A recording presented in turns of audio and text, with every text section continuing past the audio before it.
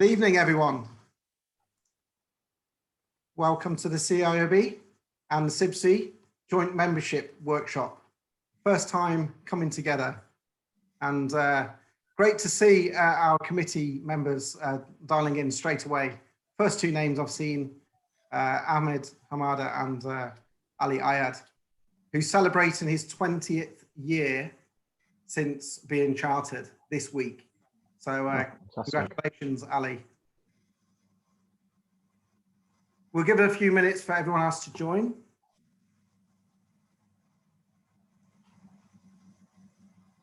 And I think we were covering, if I'm not mistaken, approximately 15 to 20 countries here today. We're really pleased with that. Thank you very much for your support. We'll just let a few more people drop in. So out of that 15 or 20, Matt, how many of those are in MENA? How many of those are from further afield? Let's see. So we've got South Africa. Oh, good stuff. Let's see if you're on the chat. Tell us where you are today. Use the chat facility, and let's see who's there. So I don't recognise all the names yet, but we have people as far as quite a good coverage in Africa as well. Nigeria, South Africa. We've definitely obviously got our UAE, Saudi, Qatar, Oman. And we've got people just down the road in Dubai from where we are.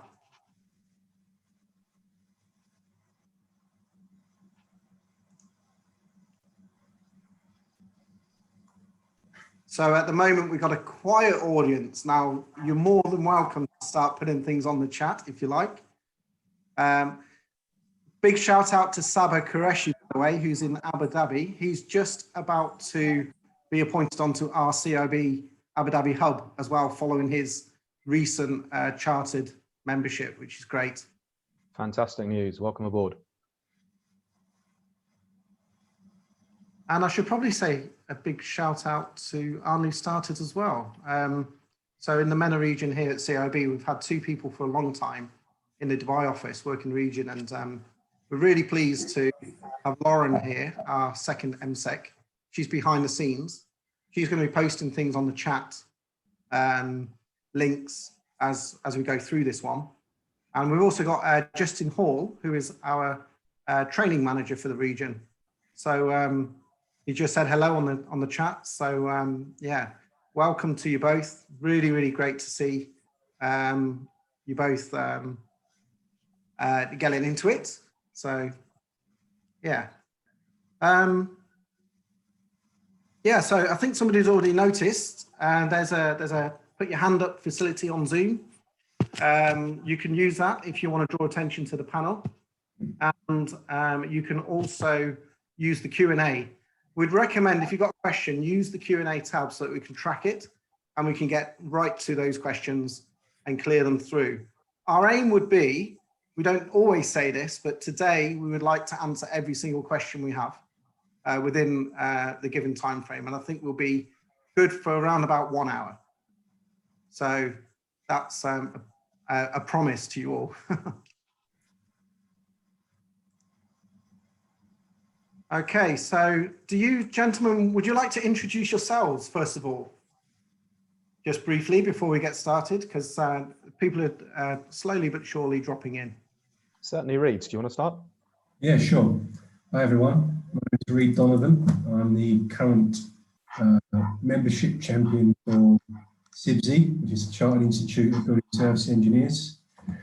I'm the past chair of the committee in the UAE as well. I've been on the committee since its inception, 6 years ago now. So we've been running for quite a while. I've been working in this region for 13 years now. And I work for a company called ACOM, and I'm the technical director for MEP for the Middle East region. Fantastic. Well, my name's John Shenton. I'm vice chair of the Dubai hub of the Chartered Institute of Building. I'm outgoing chair of something called Novus, which sits within the Chartered Institute of Building and is an initiative for younger members. By day, I work as a contract manager with Hitachi ABB Power Grids, which is something that I've been doing for the past 3 years. but my career's really been spent on all sides of the table. So I've worked for contractors, I've worked for specialist subcontractors, I've worked for consultants, and I've worked for a fairly prominent developer in the region. Looking forward to collaborating with CIBSE this evening. They're an organisation that we have a lot of shared interests with, and we'll go on to talk about the MOU that we signed back in October of 2020, and really the different pathways that are available to you in terms of your professional development. Thank you, John. Thank you, Reid. And as you may know, I'm Matt. I'm the regional manager for the CIOB. I have the fortune of having that job full time, and the Dubai office is our little hub. And as I say, we've got 4 people now working from the hub, and we're very fortunate. You know, I mean, I know that the challenges that you have, Reid, in terms of CIBSE not necessarily having an office here placed, but the guys do fantastic work. And I know that John and Reid are 2 people that are fully dedicated to increasing membership, helping people through. And it's great to have you both here tonight. And the main aim of today's workshop was to, it was in following, as John mentioned, an MOU that we signed back in October. This is Farah Naz, a fellow of CIBSE, who very kindly came to our CIB office to meet John and Ian, Ian being our regional chair and a fellow of the CIB as well. And yeah, it was great to sort of come together and brainstorm some ideas on how the organisations can work together. This was one of the first ideas was, why don't we compare routes? And that's one of the things we've pulled together tonight. Hope you enjoy it. But it's going to be like a little flurry of future work together to see if we can help change things. 2 forces, very well respected organisations together, trying to tackle issues in the built environment. So stay tuned for it. The format of the meeting today is going to be roughly a flow of this information, a bit of history, who it's sort of suitable for, the benefits, a little bit about all the different partnerships that each of the organisations have out here in the Middle East particularly, and then how you join, the routes, fees, the process, and then finally just a little bit about how we involve the youth in the built environment as well. And the gentlemen are going to be discussing it, comparing as we go through. So hopefully it'll be a slightly different style of workshop. So I'd probably like to start with you, John, as I know I'm starting to know you really well, by just giving us a little bit about the CIB's history, and then if you can just pass on to Reid to do the same for CIBSE. Certainly, Matt. So the Chartered Institute Building exists under a royal charter, which is a prerogative of the head of state in the United Kingdom, whereby we've been granted approval to further the science of construction management. And we existed really since 1850, so the middle of the 19th century, and that's something that we've been doing since then. We have been involved, our members are involved with some of the more higher value and higher profile construction projects that you will be familiar with from all around the world. We've got some examples there where we've set the Houses of Parliament, we have Sydney Opera House, with the Petronas Towers in Malaysia, 3 very, very iconic buildings, all with heavy involvement from the Chartered Institute Building. And I'd also say invariably closer to home, wherever you are in the world, you will come into contact with CIOB members. They will have the acronym MCIOB after their name. If they're a chartered member, they will have the acronym FCIOB if they're a fellow with the Chartered Institute Building. And that's really because they've met the requisite standards to demonstrate that they've got a commitment to furthering the interest of construction management. Reid, would you like to give us an overview of CIBSE? Sure. Well, it's interesting to see the dates are quite similar. So CIBSE was formed originally as a heating and ventilation engineers back in 1897. And then the Illuminated Engineering Society, which is lighting design, was added some years later in 1909. So we've been around for a long time. they survived for nearly 70, 80 years, and then it was by royal charter, the two institutions were joined, and in 1976, what's now known as CIBSE, the Chartered Institute of Building Services Engineers, was formed, and then the word engineers was added in 1985. Probably some debate about that over the 9 years before that, whether to add it or not.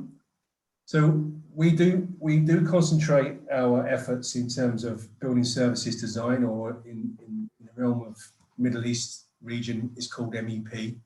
But we also look at a lot of other aspects: environmental, lighting, acoustics. There's a BIM community. So it really is integrated across the board. It's not just building services. There's a lot of different facets to CIBSE. I've been a CIBSE member. I was thinking this earlier. How long have I been a CIBSE member for? Well, I've been working in this industry for 29 years.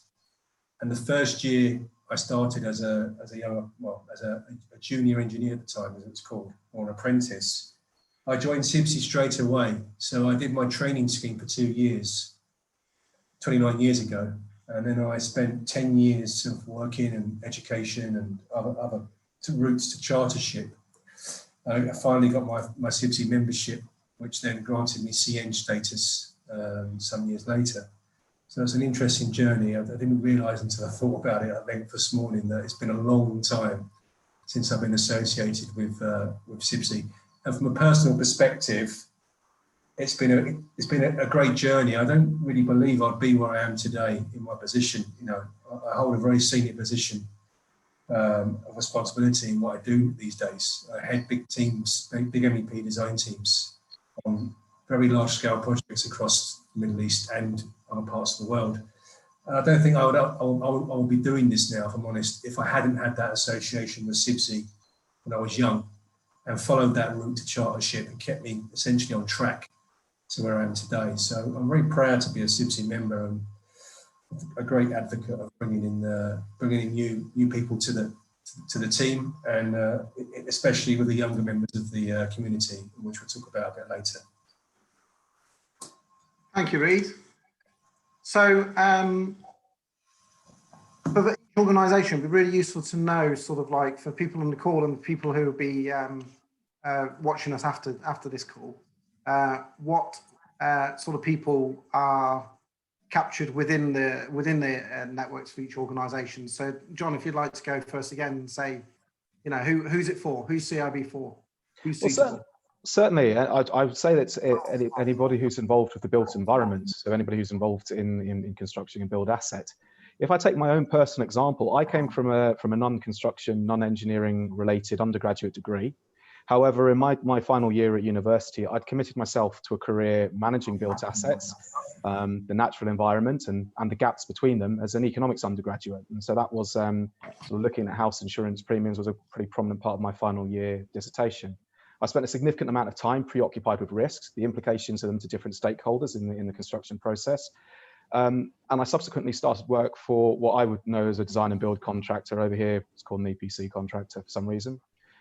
However, the subsequent time we spent working for this contractor and then subsequently a specialist subcontractor and a consultant allowed me to understand the built environment and the natural environment in more detail and map out my career progression. I became aware of the Chartered Institute of Building after a few years, and I started ramping up my professional development through them. And I would say that the CIOB hosts a high volume of CPD events. They focus on the different aspects of the building process. So there are elements that are relevant to facilities management. There are elements that are relevant to environmental services. There are also things that might be relevant to procurement.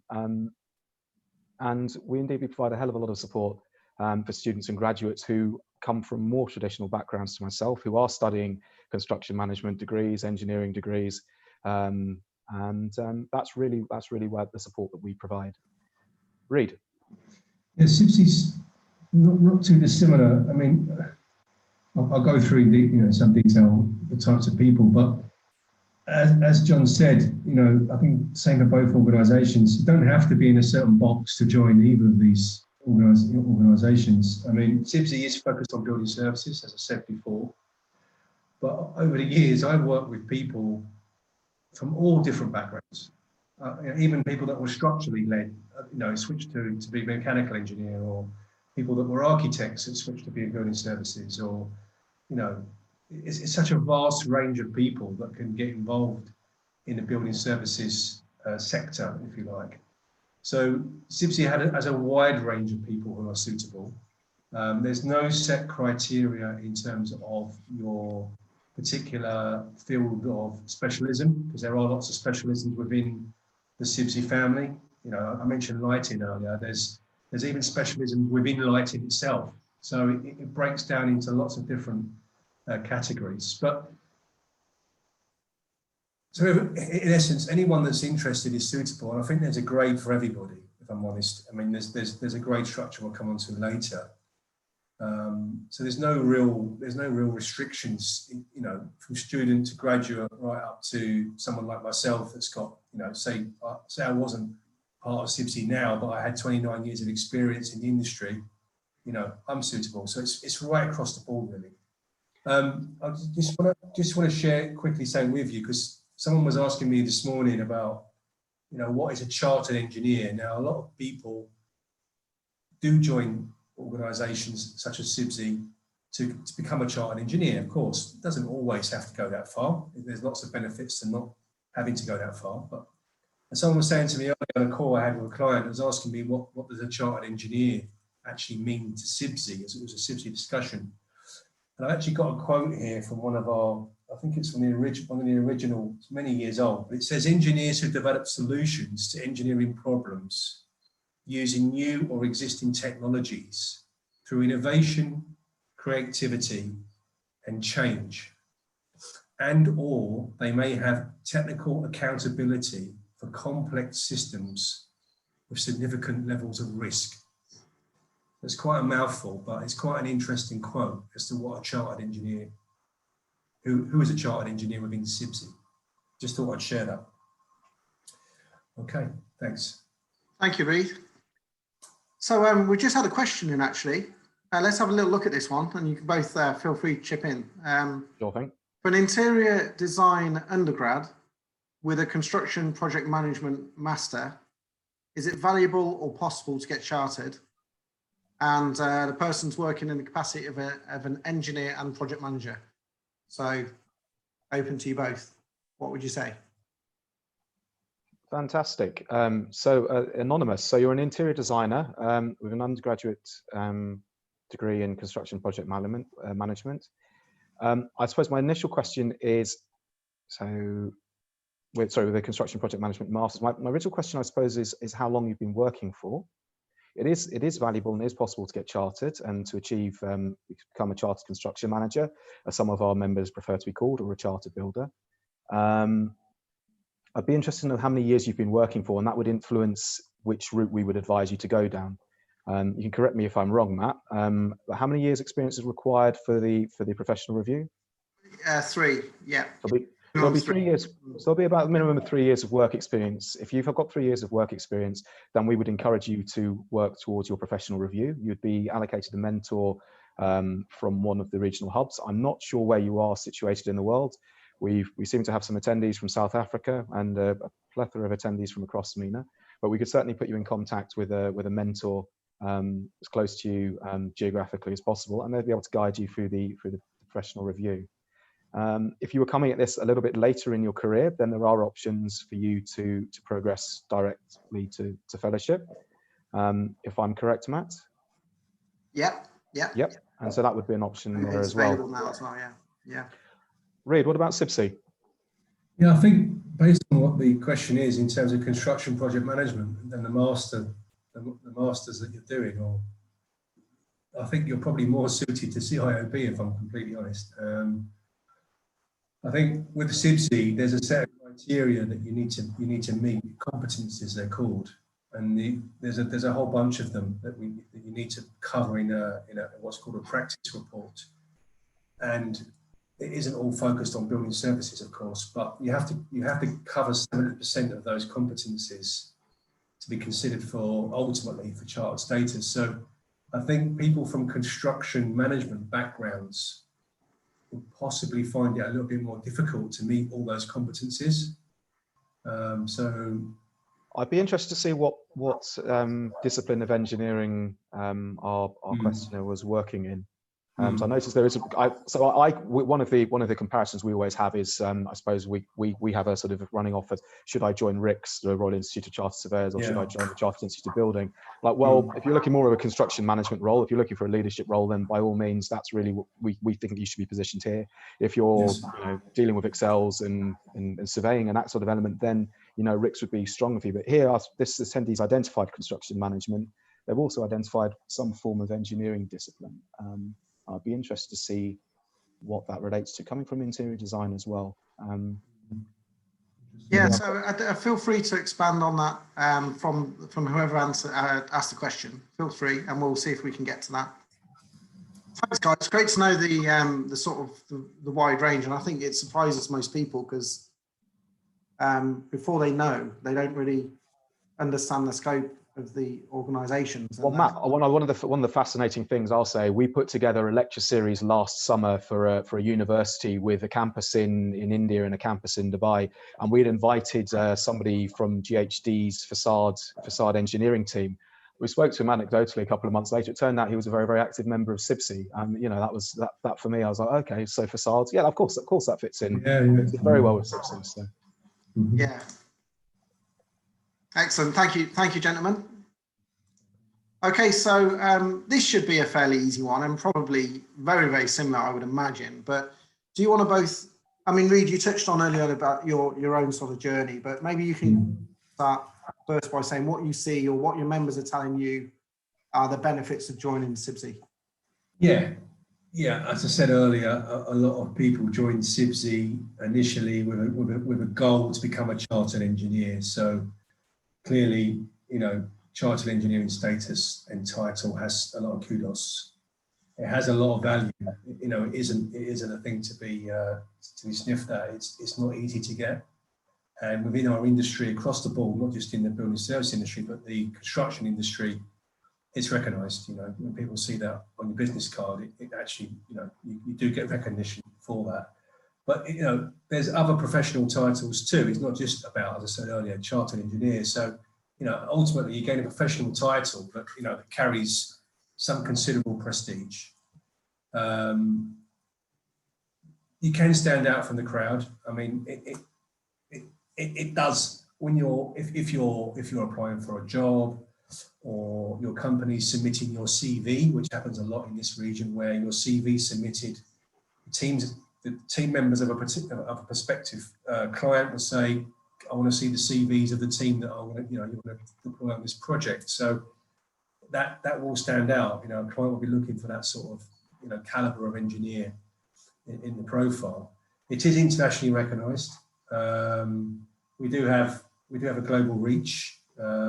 So we've got committees and societies and members across the globe. I don't have the numbers with me, but not that you'd be interested. But there's a lot of international recognition for CIBSE, and also from your peers. I mean, you'll be working. You're working amongst people. Some of you are doing the similar. Some of you are doing different things, but everyone's got a different route. They've got different ways of looking at their own engineering status, if you like, from a professional accreditation perspective. And again, within the industry that I've worked in certainly for 29 years, no one's going to mention it per se, but people know if you're a chartered engineer with CIBSE, they know that you've worked very hard to get that. It's not given out, like sweets. It's. I think in the entire engineering world, there's a fairly low percentage of chartered engineers, and that's one of the things that we're encouraging and helping with. John's doing the same, I'm sure. Is where we're trying to encourage people. A lot of people think that they're not able to become a chartered engineer because of whatever reasons for their background, but in many cases, when we review their initial application, or even I have an initial one-to-one chat, actually, yeah, there's a route for you, and they get quite frustrated saying, oh, in the last 20 years, I didn't realise. There's a route for everybody. And to some extent, greater influence. So again, it doesn't always work this way, but especially if you're in a high profile job, again, it's client driven, but you're leading teams of people. You're working on very high value projects. It does give you a greater influence within the profession if you have certainly chartered engineer status. Thanks. Fantastic. For you, John? Yeah, certainly. So the chartered membership, we would consider it. I think what's the benchmarking system that we use, Matt? What's the equivalent? NARIC in the UK. So NARIC. So we use NARIC in the UK, and we've been told that it's equivalent to a level 6, which is equivalent to a British honours degree.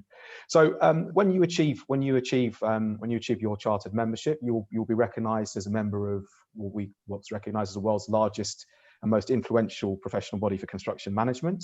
Once again, we hone in on the chartered status. That's a significant moment in your professional career.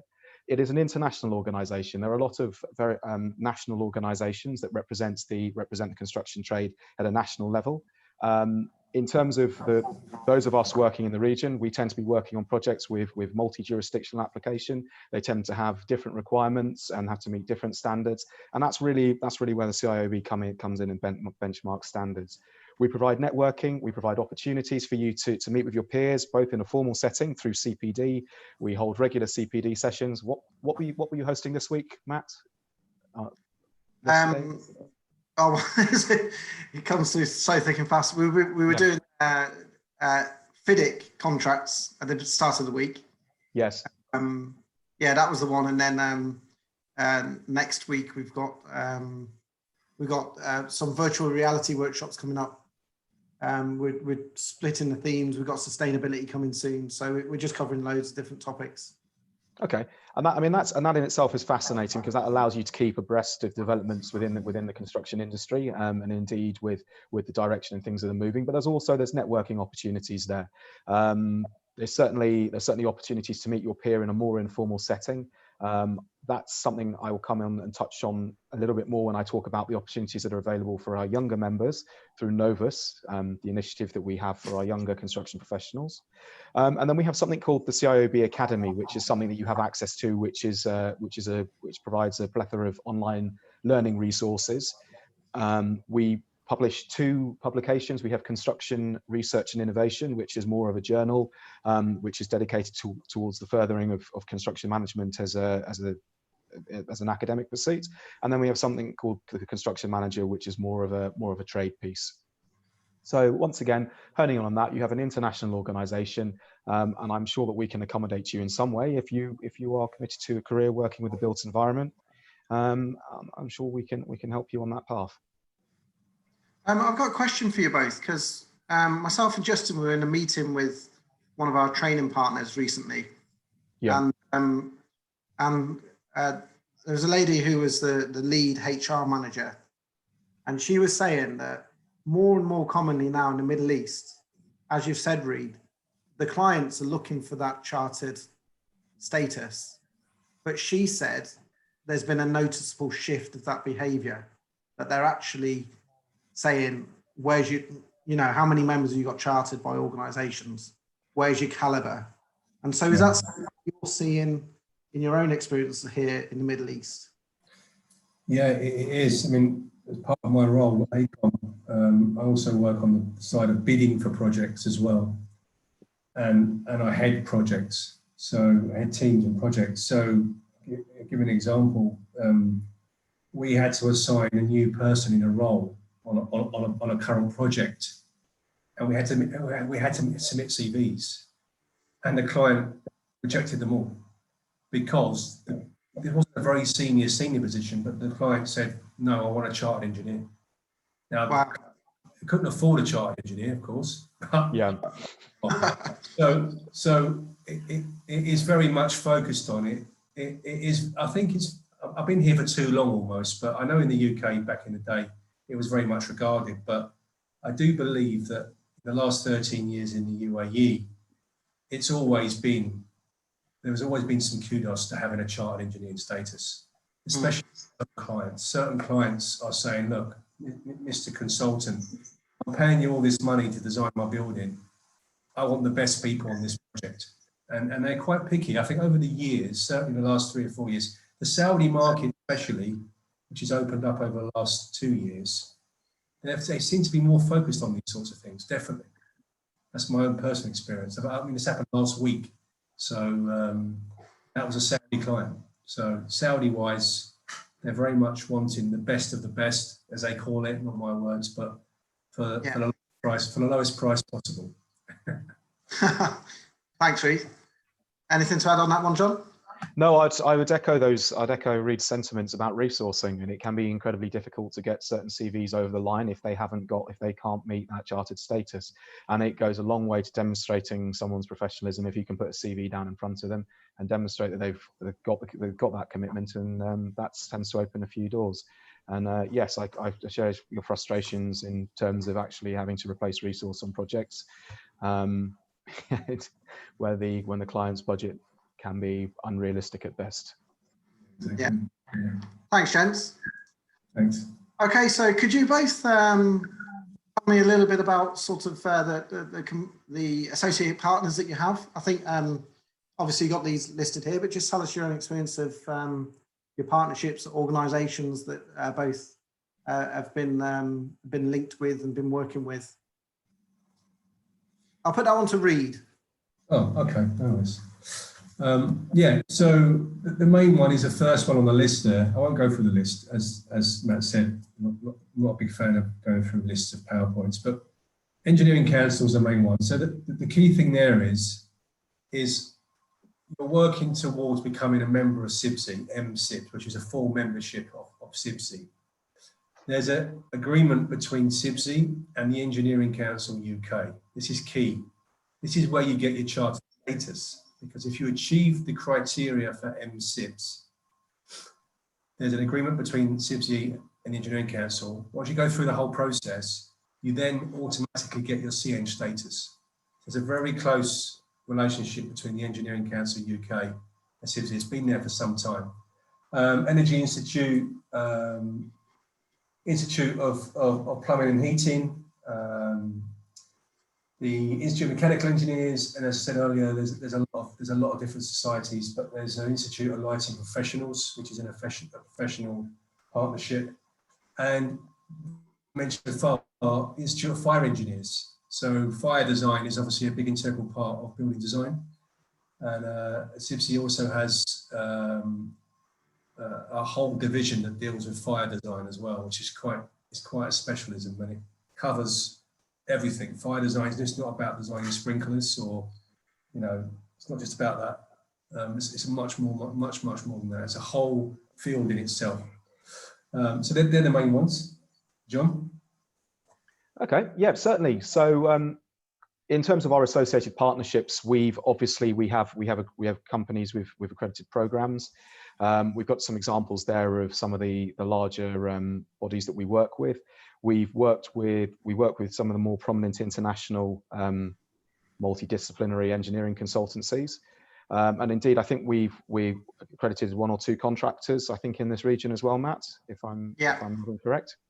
And indeed, there are CIOB accredited degrees as well, which does some fantastic work. Now, anecdotally, I tended to do rather a lot of traveling before COVID-19 hit in. A few years ago, I was over in Hong Kong, more on a social visit than anything, and I ended up attending one of the local CIOB chapter events, where they were running a CPD event on a new professional accreditation that they'd introduced over there for tall building inspectors. Now, there's obviously a very, very tall building stock in Hong Kong. A lot of it's very, very aged, and they'd, within the remit of CIOB, had developed a new qualification for their municipal employees to try and ensure that building stock stayed fit for use for as long as possible. And I found that absolutely fascinating. I think more than anything, I attended an event which was essentially predominantly in Cantonese. There was a vague English translation, but it was really, really interesting for me, having qualified in the UK, worked in the Gulf and in Africa for a few years, and then going to Hong Kong and seeing where they'd taken this idea of construction management as a municipal body and how they'd run with it. And that's pretty heartwarming and pretty fascinating experience for me. Thank you. And I think just to add to that, obviously these are some of our local sort of contacts as well, and I think there's lots of companies that we've been partnering with as a wider organisation back in the UK, and particularly with Anxiety UK to help address some of the issues that people come up with. Well, that's a fascinating angle in itself. I know certainly in terms of mental health, that was something that very much that the outgoing president of the CIOB was pushing very heavily in 2019 to 2020. We obviously partnered with Anxiety UK, and their services are available to all of our members, no matter where they are in the world. But we're also working on a bit of research within MENA, where we've sat down with each of the respective Novus hubs to chart out their experience of COVID-19, how it impacted younger construction professionals, what restrictions were put in place, what the testing regime is, how long they were at the office for, what support was provided to them, what's happened since they've gone back into the office. And I think that's something we're looking forward to pushing out, I think towards the end of Q1 of this year, Matt, if I'm not incorrect. And that will provide a very strong account of how COVID has impacted our younger construction professionals. Thank you, gentlemen. Now, I thought I'd just mention that the anonymous attendee has put a further update on the Q&A. So I don't know whether you want to just fantastic look at that to see what you. I think we've managed to. He or she is going to have to make a decision soon, I would guess. So, but. I mean, I just want to say whatever decision you make, it's a good one, because if you join an organisation, then you're going to get all of those benefits that both gentlemen have experienced through their own independent journeys. My gut feeling, having read the substantiation that's been provided, I think you're going to find a very, very welcoming home within the Chartered Institute of Building. I think, Matt, you've left out, you've got some contact details on the final slide. If we can get anonymous attendee to email in, and we can certainly point you in the right direction in terms of a PR review. I mean, there's a little bit less there about building services in terms of engineering. I'm not sure, Reid, do you have a... No, I agree totally. No, I've just read it myself. I agree totally. Yeah, definitely the right. So anonymous attendee, please, by all means, reach out to us after this workshop, and we can point you in the right direction, and we can hopefully get you chartered as quickly as your own input allows. And thank you. And I should just take the point just to say, if anybody in the audience has got any questions as we're going through, please do go for them. I've promised to get through all the questions tonight at any level, so feel free. The guys are looking at me as if to say, you're opening the floodgates there, Matt. What are you doing? It's fine. Okay, so we could take a few minutes just to talk about the different routes to membership. And this time I'll ask John to go first. Okay, I think we could correct that. I think there are 4 main grades, aren't there, Matt? I think there's student membership available to our student members. Obviously, there are none in this call, but I think there were 3 main grades that will be applicable to those in this call.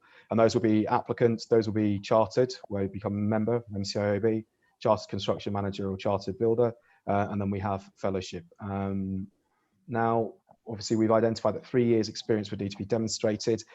It's not a simple case. If you've got 3 years experience, welcome on board, you're now a chartered construction manager. You've got to go through quite an arduous professional review process. And I know personally, I volunteer my time to act as a mentor. I know that a huge proportion of those professional review applications don't pass at the first time or are rejected outright. So that's a commitment going down the professional review route. For those of us who are slightly longer in the tooth with a little bit more experience, Reid, I think you'd intimated you had 29 years experience working with the built environment. There's an option there to move directly to fellowship status.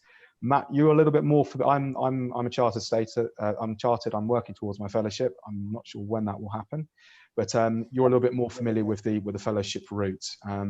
Maybe you could elaborate there on the criteria that need to be satisfied. Yeah, I mean, it's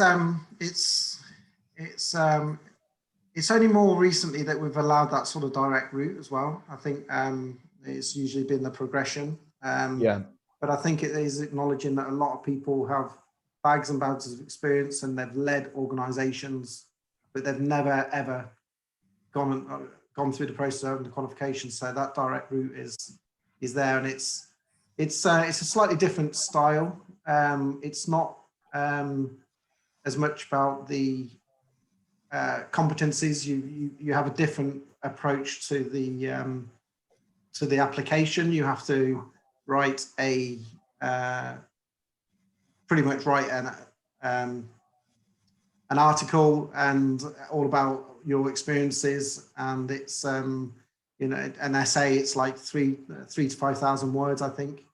So And it's Matt, one of the key distinguishing things I see here, what's the average age of a fellow? What's the average age of a chartered member? So I remember. It is obviously it's older. The fellow is on average much older, but I find it amazing. I mean, it was only 3 months ago that I wasn't shaking his hand, but I was passing over a certificate to one of our fellows who was age 33. Mm-hmm. And I thought that was fascinating. So we've got a big push to try and bring that average age down, because it is traditionally seen as you will only get a fellow if you've got if you'll get it on a bit, you know. It's not like that anymore. I think the average age for a chartered member was 39. The average age for an applicant was in the late 20s. Fellowship, I thought, was early 50s, mid 40s. Thanks, John. I should know that, but you're good with the stats. I wasn't aware of that. I just know that we have got we're trying to bring it down and get more people along a little bit earlier. I think Ian's quite a good example. He's often said on his PR workshops that he took 9 years to take the step up to chartership status, but it only took him a couple of nights to work on his application.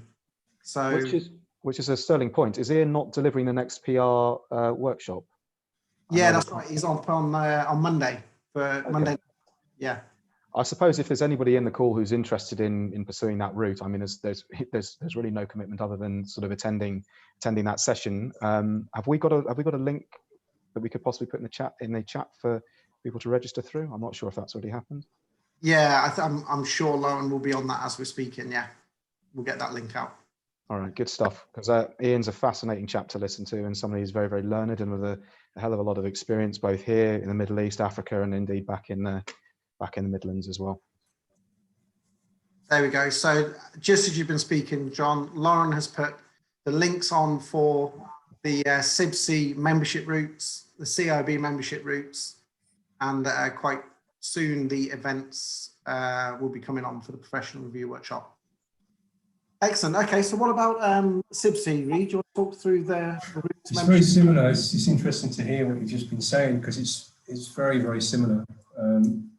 There's 4 main grades as listed there: licentiate, associate, member, and fellow. The fellow discussion is exactly the same we just had, so I won't go through that again, but it's the same thing. As I said earlier, once you're a member of CIBSE, a full member, then that opens the door for the CN charter status. But also we have a very, very strong student grade and graduate grade intake, very strong. And it's getting stronger in this region too. We do quite a lot of work with local universities here. I go and lecture to the first year students of the architectural and engineering courses degrees that are currently within this region. I do a lecture to the first year students and a lecture to the final year students, which is quite interesting. And it's good to see the sort of difference between the two sets of people. But that's just about what is a building services engineer, because a lot of people have never been sort of shown, a lot of students have not been shown, what does a building services engineer do on a day-to-day basis. And it's interesting to go in there and do a presentation of a live project and take someone for a model. It's like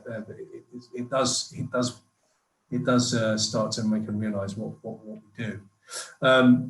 So yeah, it's very straightforward actually. We try and same as you guys for the CIOB.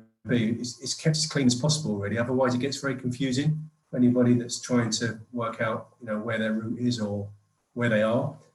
Again, same as CIOB. All the information you need for routes to membership is all within the CIBSE.org website.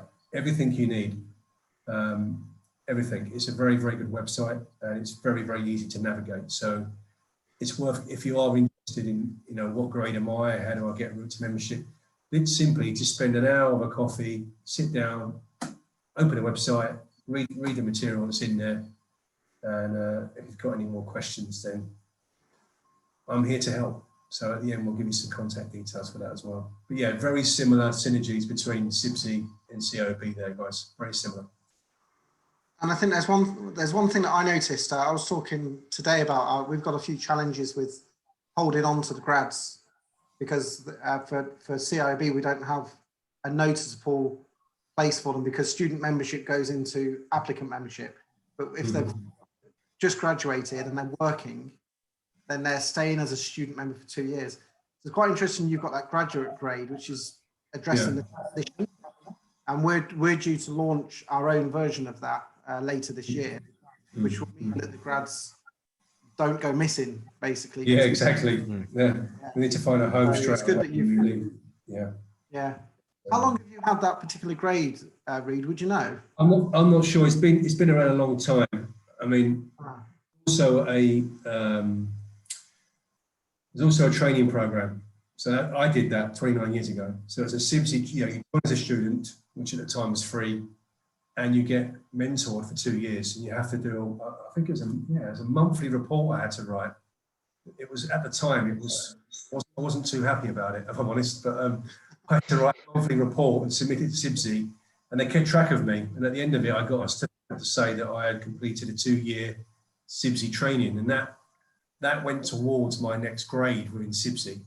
Yeah. But it also helped me, you know, encouraged me to continue studying part-time. I did all my studying part-time. So it kept me on the journey to become a chartered, get my degree and all that good stuff. So yeah, it's that within CIBSE because as we can all agree, it's where all of the intake comes through every year. And you're right, you know, especially now, I'd say in this current situation, with the market being a little unstable, you know, some graduates are unable, especially regionally here. There's many great graduates that come out of university locally in UAE every year, and they find it very hard to get a job. Very hard, especially in the field that they've actually studied. They might have to go and get a job elsewhere, but I get at least 20 to 30 inquiries a year, you know, so at least 2 or 3 a month from grads asking me to help them get into the industry, you know, get a physical. There's not really too many grad programs within businesses in the UAE, even global businesses, which is a bit of a shame, really. And I've experienced that for the last 13 years. I've worked for 3 of the big major companies here. All had very strong grad programs back in the UK and Europe and rest of the world, but for some reason, in the UAE, we don't have a grad program here. It's just about, you know, about work and producing projects. That's changing, but yeah, I think that is a very important focus, I would say. Yeah. Okay, thank you, Reid. Welcome. So in terms of the application, and I mean, you both touched on what you need to do to go through and get that chartered status. On that more specifically, yeah, do you want to just give us a little bit of a view of how you get there, the journey that you take in terms of the application? Perhaps I give that one to you, John, first. Well, I would suggest that you log on to ciob.org. You look at membership and you would download the PR form. It says there, it tests 12 of your competencies. You need to fill those competencies out in the first person. This is a pretty time-consuming process, and you need to satisfy each of those competencies. To help you with your application, I would suggest that as soon as you've downloaded that form, you reach out to the email address at the end of this presentation. Let us know that you're working on your PR application. We run a session every month to help applicants with that process. You will be allocated a mentor. We will take you through that process, and we've recently had a call with one of the reviewing bodies, one of the reviewers who sits the CIOB in the UK, who's been talking us through why there's such a heavy load of applications that are failing, and the specific reasons why they are not being accepted from this area of the world. And you know, I've been involved with the mentoring process for a few years now, and I found that a very rewarding call because it allowed me to appreciate, you know, just the minutiae and the finesse that's required to well, I've taken for granted really, but that's really required to meet that requisite standard. So, yep, if you're interested, I'd implore you, get on the website, download the PR form, and please reach out to the email address at the end of this presentation, and we will do everything that we can as a hub to support you through that process. Thanks, John. And if you can expand a little bit more on the application as well, Reid, for CIBSE. Yeah, sure. It's very similar. It's almost the same, guys. The difference is there's 17 competence criteria under the CIBSE application route, and then there's two main routes. There's what we call a standard route. Now that's your exemplifying qualifications.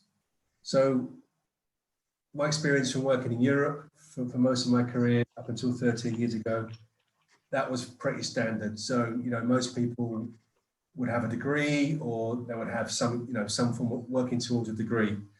But you go for a standard route, you complete an engineering report, which has to prove those competencies are covered. And then you do very simply, the report's reviewed. If it's signed off by CIBSE HQ in the UK, you then get an invitation to a professional interview. I'm also part of CIBSE. I conduct professional interviews as well. And that essentially, that interview, everyone gets very worried about the interview. It's not a test. It's there just to ensure that the content of your practice report was essentially written by you, because believe it or not, some people do try and cheat the system. So as it gets a bit more depth to the person as well. There's a few criteria for that. The alternative route. So in this part of the world, what happens is a lot of people think, well, you know, my qualifications are not from the UK, or they're not from a accredited university. They won't, it won't be acceptable. Well, actually, that's not true either. So what should happen is initially you can send your current qualifications to CIBSE HQ. I can help with that as well. And they will assess your qualifications and say whether you can go through the standard route or not. If you can't, though, for whatever reason, again, it's not a problem. There's an alternative route. So that's based on experience. You know, it's based on your years of experience. The report you need to write is quite different, actually, because it's more about your experience. The competencies are different, and it's a longer report. I think it might be up to like, I think it might be 5,000 or 6,000 words. It's quite a lengthy thing. And then again, if that's accepted, you do your interview locally in the UAE, all being well, you get chart status. So there's two distinct routes there. One's a qualification in terms of academic qualifications route. And there's obviously a route there for people that, you know, for whatever reason haven't got that. And we're, you know, we welcome you. You can still be a chartered engineer, even if you haven't got a degree. And not a lot of people, it's a myth that I haven't got a degree, but I've got 4 years experience. Oh, I didn't do a degree when I was in my 20s. I can't be chartered. That's completely untrue. So experience counts towards being a chartered engineer than, you know, a piece of paper that says you've got a degree in 1995.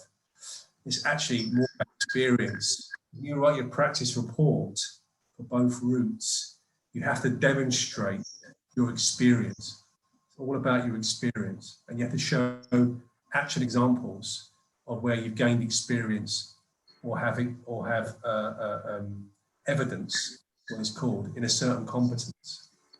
So all that information, same as John just said, all that information is available on the CIBSE website. So again, go and have a look, have a read through, and if you've got any questions, we'll give you some contacts at the end. You can come back to us and ask us.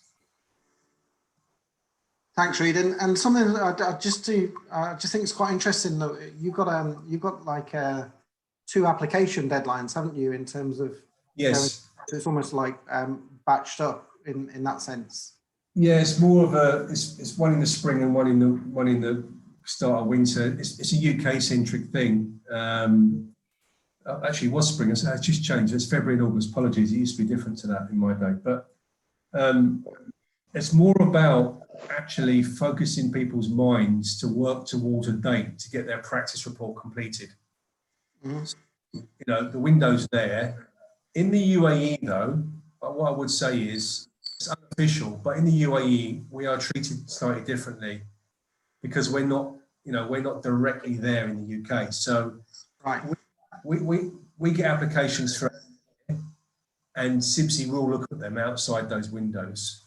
And we now have a small number of people locally here that will do your professional interview. I mean, back 10 years ago, I had to, you got to fly to London to have your interview.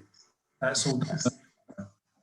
Yeah. So the dates are there as a guide really for the UAE. But as I say, if you've got your practice report and you're ready to go, then irrespective of the dates that are there, just submit it, and we'll follow up on the submission process with CIBSE HQ on your behalf. Excellent. Thank you, Reid. Yeah, and I think I'm just wondering now, just in terms of our approach, and I think something that we've done really well. We've got all of our mentors together in CIOB to discuss how their mentoring's going. So we get together again, and we managed to get some time with that assessor as well. That's very helpful. Do that. But I'm just wondering, John, do you think that you've always said it's quite important for people to get together a competency matrix, so they organise themselves and they break it down into bite-sized chunks. So do you think if that time, that locked time was there, it would help us get people quicker? Look, I think that personally, I tend to agree. A timetable with the candidates that I tend to be mentoring or overseeing, and we try to agree some interim milestones with the final deliverable and when we would hope that was going to be submitted by. Now, look, everybody's subject to external pressures, be it family, be it work, be it other areas of your life if you've got other commitments. So I can see the advantage of the CIBSE approach, but I'd also say that there's also completing this process is also a very, very personal thing. Yeah. So I think that there are merits to both approach. Yeah. Okay, thank you for that one. We're coming on to, I'm sure you won't know every single cost of every single process, and particularly, John, you're not necessarily internal to that, but here's a comparison of the costs, and how are you finding? Yeah, I'll just open it to you both to talk about the costs of these organisations and so forth. Okay, I don't mind going first. Actually, I paid my CIBSE subscriptions yesterday, believe it or not. It's not as a coincidence, but they were overdue, which was quite naughty of me. I got a few emails reminding me I need to pay my own CIBSE fees, but yeah. The fees are there. Depending on your level within the business you work in, some businesses actually pay subscription fees as part of your contract. I think for the younger members of the team, that doesn't always sit right. I know that in my team, it's paid for by the company. In the UK, certainly, it's pretty much paid for by the company you work for and represent, because having an accreditation benefits the company you work for, right? So earlier, if you are paying yourself, between 1,300 and 1,600 a year, but for that you do get full access. There's access to the website to anybody. But when you become a paid member, you actually get access to the full portal of information, and there's reams and reams of information there, courses and guides, and it's so much information there. So I think student members, it isn't here, man. I don't know the number, but I still believe it's a very low number to become a student member. Of course, it should be. And I think that gives you the same access to the portal of all the information. So you get exactly the same access rights to all of the data, all of the publications, everything's there. So more important, you get access to people, I would say. So there's different communities on there, and there's so much there. It's going to, something's going to give you an interest, and you can just click on a few buttons, and you're in, and you can start speaking to people. So, yeah, fees are there. I mean, I think they're very reasonable for the level of support and the level of, from a technical data perspective that you can get. It's huge. So it's a good investment, I would suggest. Yeah, I'd echo Reid's sentiments. I think some of the more proactive employers subsidise membership. My current employer doesn't. I know the certain one, my previous one, who dare I say, a little bit more proactive did. We have free student membership, so that's something which that's a policy we've had for a while. I'd also say that we've also negotiated a certain discount if you can meet certain criteria, if you fall within certain countries, where we can. Correct. We had quite a strong campaign for fair pay in the region. very proactively pushed by Ian Maund. Hats off to him. Yeah, and it was so this the South Asian expatriate community can get a 30% discount if in the MENA region, and we do have a few of those discounts across the globe, actually, different prices. We have a fund to support you as well if you leave employment as well, I think, as well, don't we, Matt? There is access. Sorry, say that again, John. There's access to a benevolence fund as well, I think, if you are unfortunately if employment is cut short, and they consider most reasonable applications. And we've just been through the renewal process, as most people on this on this call will know and supporting us, because we've been sending emails as well, Reid. And I think what was quite nice this time around is if you've lost your job through COVID, there's a COVID support fund that's been made available to cover that, and so people have had some good discounts if they've been out of work for a long time, just so that they can retain their membership, because you worked so hard to get there, and then after a terrible year, you can't afford to pay it, and it's bad. So a lot of people have utilised that this year.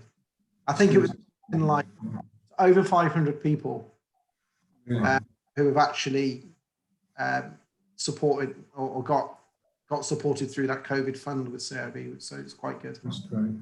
I just had a quick look at the student fees, just to go back a step slightly. Good to say that the student full-time fees, so if you're doing a full-time degree, it's free. And then once you graduate and become a student member, or you're a part-time student working, it's 200 dirhams a year. So it's fairly reasonable. That's very similar to ours, actually. Yeah, as soon as you become part-time paying student, you have to part with a little bit, but it's about the same. Yeah. Excellent. Okay. All the fees and all the pages on the website, specifically the fees, have just been posted by Lauren on the chat. So if anybody would like to sort of open those up and have a good look through, feel free. We've got 2 questions, Matt. Oh, okay. Yeah. So the first question is from anonymous attendee. I think this may be another anonymous attendee who's asked, will there be an interview for MCIOB application? That's typically not being the case if you meet the requisite standard. However, I've got one candidate who she's relocated back to South Africa for job reasons, and she's recently been told that she has to do an interview.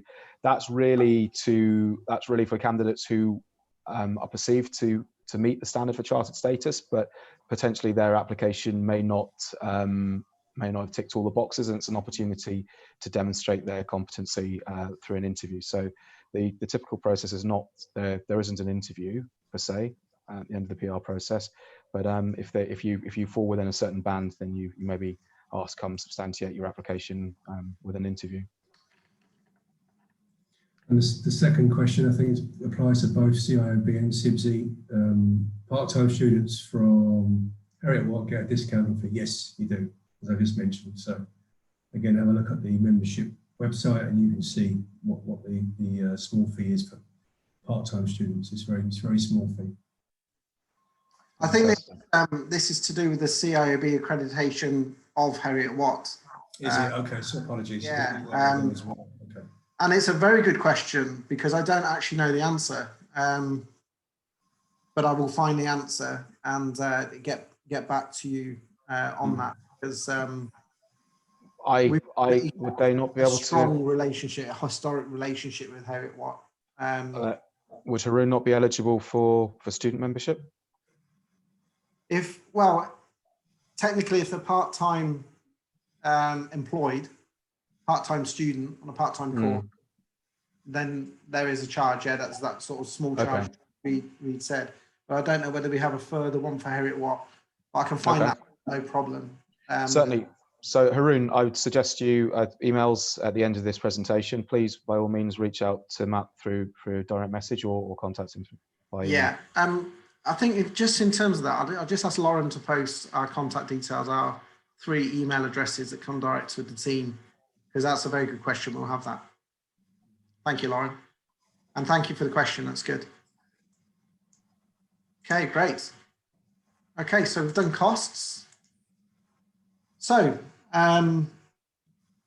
you know, this is a really exciting part of the 2 organisations. It's very, very important. It's openly promoted. So if you can just touch on the effort that the organisations make in terms of nurturing future talent and youth, and perhaps if I could give that one to Reed to start with.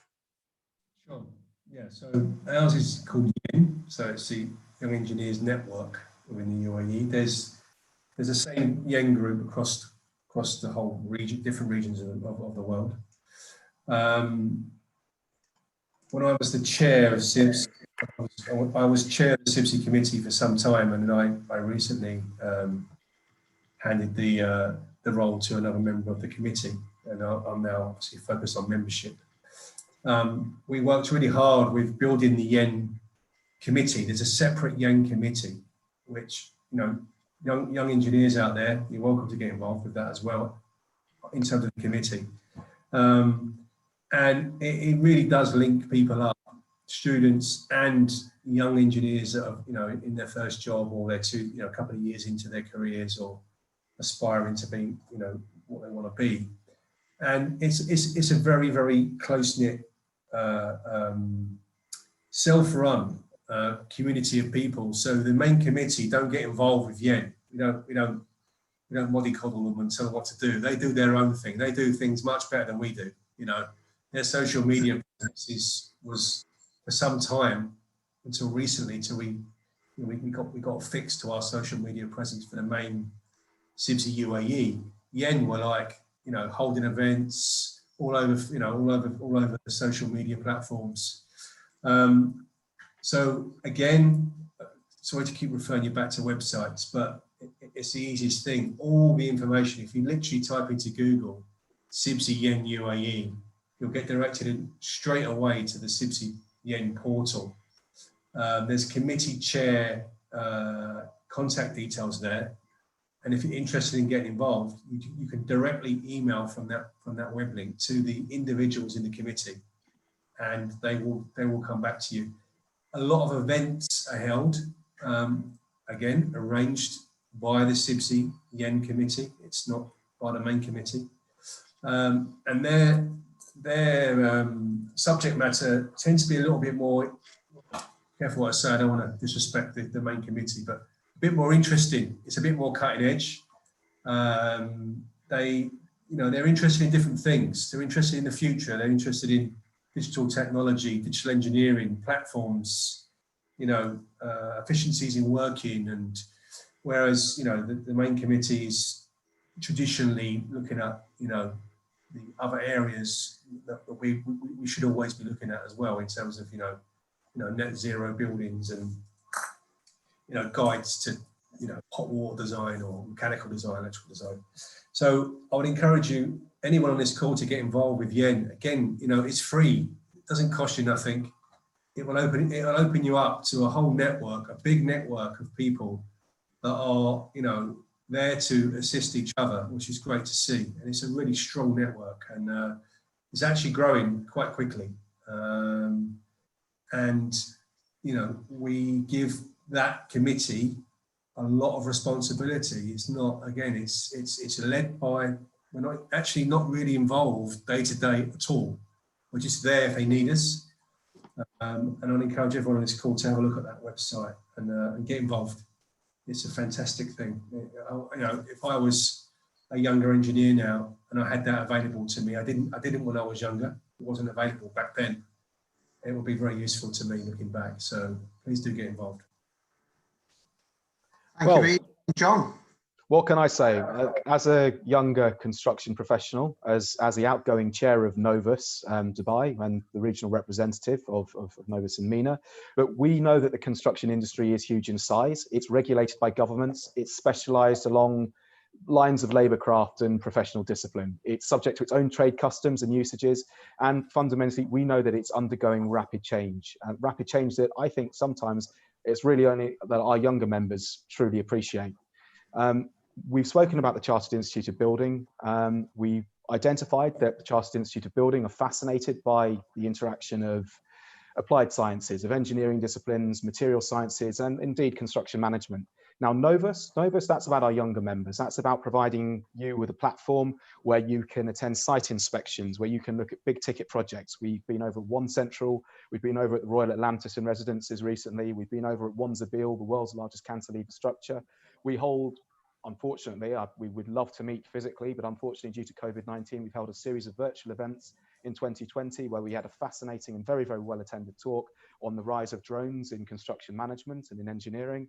We've hosted informal toolbox talks over at some of the more prominent and more entertaining nightlife venues in Dubai. So, you know, there's obviously a social angle to that.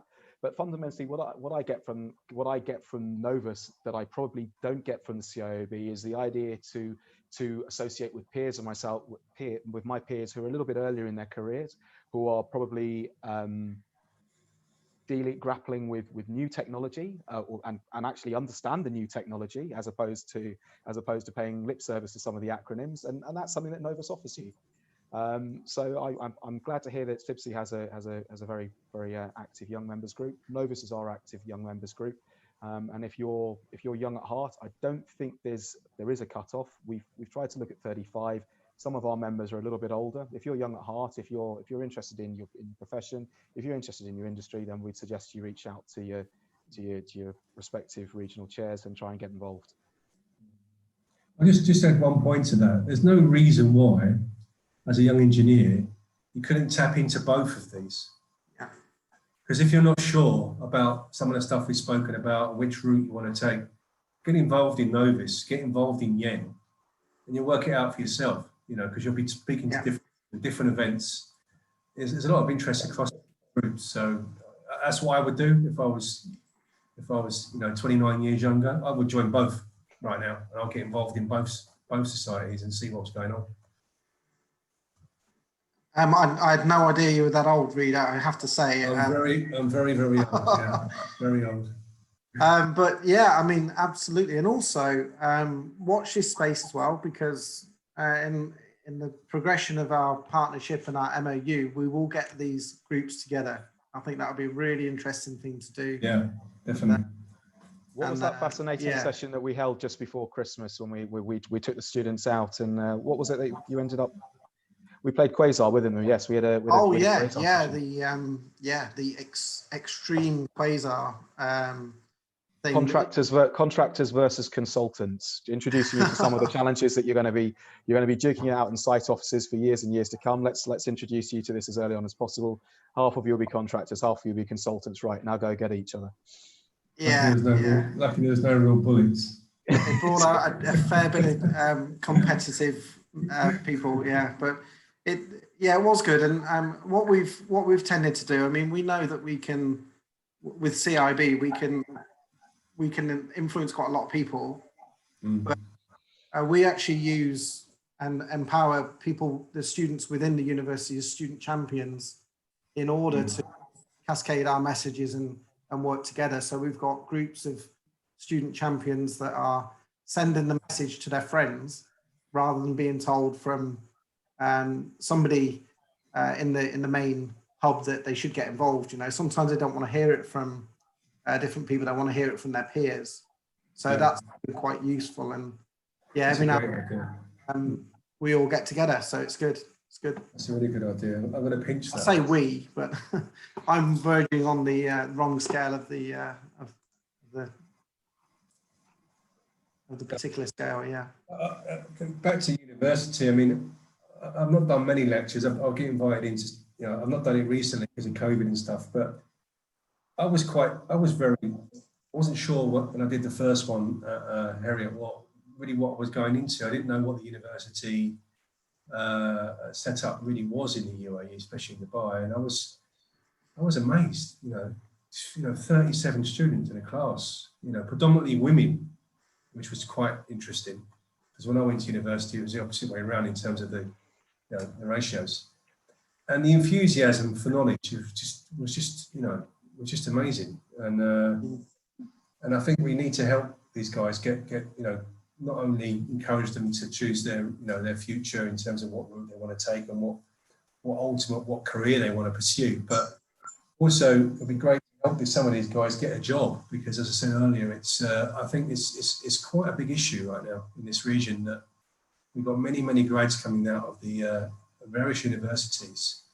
And you said it earlier, Matt, it's like we lose these people, because if they can't get a job, they need to migrate somewhere else, right? So it's a real shock. So therefore, the makeup of most offices, there are young people there, of course, but it's out of business.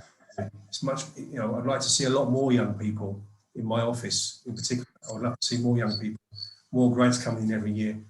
In the past, when I worked in the UK, I worked with a company called Arab for many years, and the whole ethos of the company was every year we bring in 30 or 40 grads every year, and the company was worked on a structure where grads come in at the bottom, and then they progress, and every year more grads come in, they progress, and it kept a real freshness to the business, and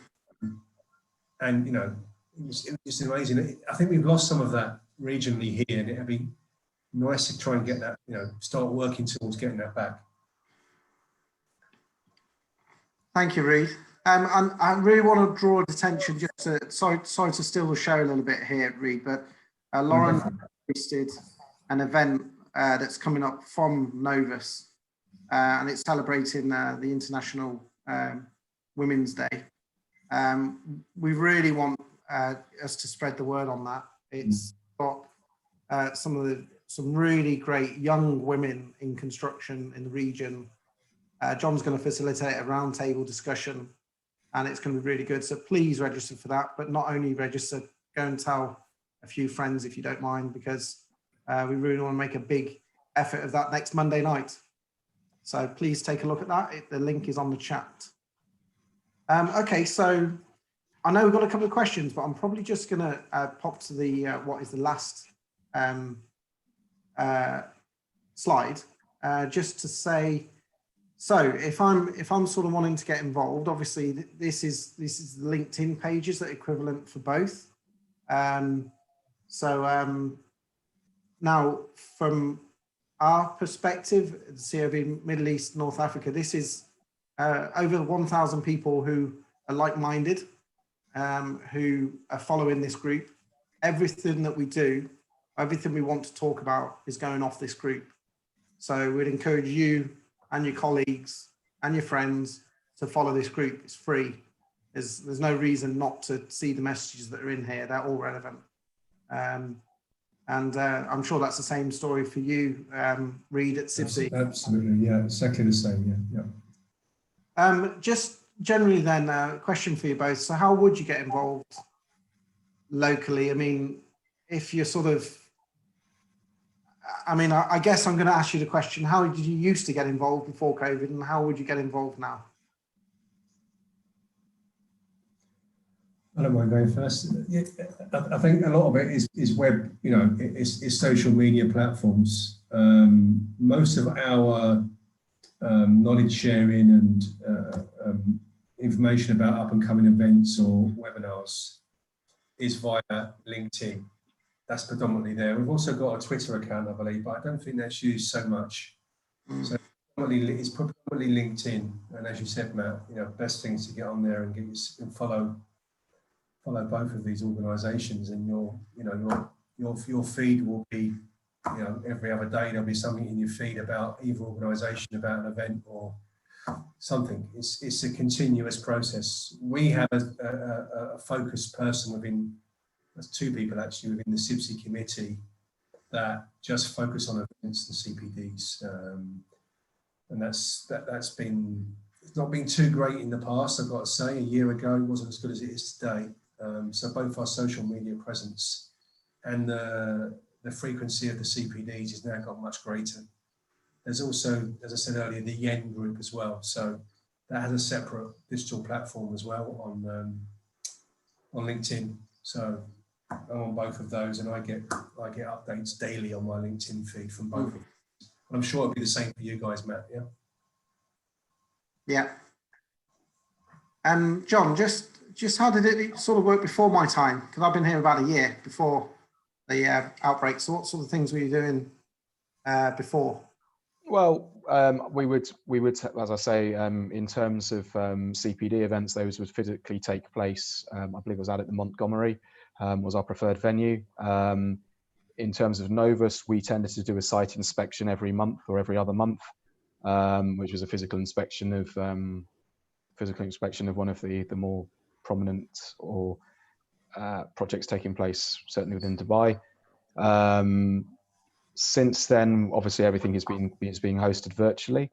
That hasn't really restricted us in terms of being able to put on events, but it has sort of changed the way that we deliver those events. Yeah. And okay. maybe a little bit of interaction with in terms of physically going into universities, careers fairs, that sort of thing. And we think we had one or two student members who might have got internships or work experience as well that we were able to sort out for them. Yeah, excellent. It's been a while for us, Matt, since we did anything apart from a web-based platform. I'm sure it's the same for you guys, but we're looking forward to, being under control. We can start getting back outside again and going to sites and attending events in person. I think the web-based systems are working very well, if I'm honest. But nothing beats actually, physically going to an event. I think the networking is much better, if I'm honest. Yes. So I'm looking forward to that opening back up. And I think some things will stay web-based. I do believe that will probably continue, but hopefully we get back to, hosting events live with, people in a room, or, the site-based stuff is something that we had to stop, and the visits to say, certain, buildings of interest, things like that. That's a real shame. Again, we look forward to getting that back up and running again soon. But with the COVID situation, it's just impossible to get that arranged. It can be done, but the contractors or the clients don't really want, groups of 15, 20 people walking around their sites or their buildings. So it's quite difficult to arrange. So we've parked now, but hopefully we can get back on that soon. Yeah, let's hope so. Yeah. Yeah. Right. Great. Thank you, gentlemen. The membership at CIBSE.org and the info@ciob.ae.org are the email addresses for if you want to get in touch. And the websites, as Reid said, are both very effective websites, very useful. Everything's uploaded. One of the first questions we just had is about the discount, the expatriate concessionary discount. Very good question. You do need to apply separately. It's just a form to complete, and you can get that on the website. So if you were to send us an email, unfortunately this has come from an anonymous attendee, so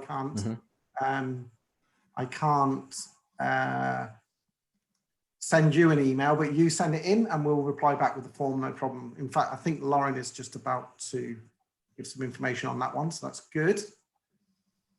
John, are you familiar with the organisation CIAT? CIAT, do you know what? That's an acronym I haven't come into contact with. Reid, have you come into contact with it's the Institute of Architectural Technologies, I think.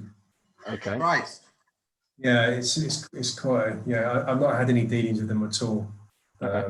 I'm aware of it. I've come across it once or twice, but I'm not sure there's anything here. But anyway, I'm aware of it, but I had no dealings with them so far. Okay.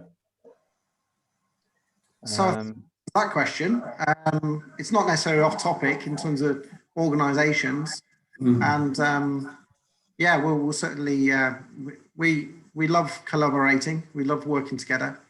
we'll certainly see if we can have a little look, see if there's some synergy there as well. But yeah, there's no link. Now, this is a tough question. So, mine, we've come together as organisations. We're working together. It's great. If I have a CIB charter status, will I get any special help, or will it help me when I wish to submit for CIBSE? Let's talk about the reality, Reid, I think.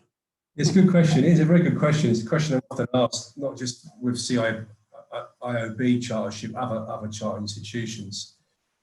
It's not a straightforward answer, but the straightforward answer is yes, it will help your application, but you would still need to go through the CIBSE membership application process. It doesn't stand. It doesn't default you from doing that.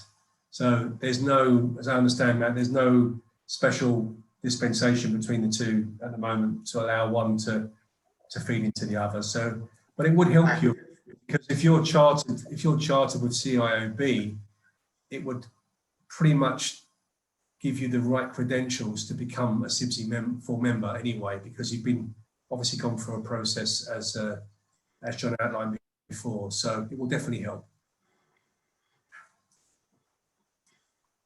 Yeah, and we say exactly the same thing. You know, if you've gone through that sort of documentation, that proof, that evidence, that it's very likely that you're well on your way, but you can't get one because of the other. It doesn't quite work like that in either way. So, but very good to check, and thank you very much for the question, whoever sent that one in. Okay, gentlemen. So we've done the questions. We've had a really informative session for everyone. I'm sure everyone's really enjoyed it, and not only the people on the call today, but everybody that will receive the recording. I think everyone will enjoy that very much. So, I mean, thank you so much for your time. I think it's been really in-depth from you both. Yeah, thoroughly enjoyable. Have you got anything you'd like to close with in terms of closing comments, each of you? I'd like to thank Reid. He's been a fascinating co-panelist, and I really look forward to exploring synergies and future collaboration with CIBSE. Yeah, thanks, John. You too. Yeah, I've really enjoyed it today, guys. So I have enjoyed it. You know, it's been a while since I've been able to talk openly about my experiences in CIBSE and stuff. So yeah, thank you very much for the opportunity to be part of this today. Thanks very much. And I think it's very much watch this space. We'll be coming back soon with another initiative, I'm sure, a joint project of some kind. And yeah, I mean, I think look forward to seeing more from both of us particularly in the region.